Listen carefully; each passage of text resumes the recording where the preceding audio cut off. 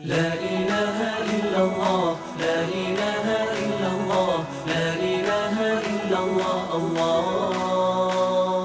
لا إله إلا الله، لا إله إلا الله، لا إله إلا الله، الله. يا ربي بالمصطفى بلغ مقاصدنا.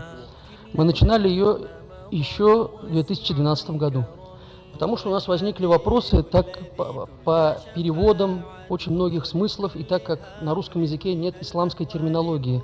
Она была заимствована у православных и не всегда соответствовала тому смыслу, который был заложен.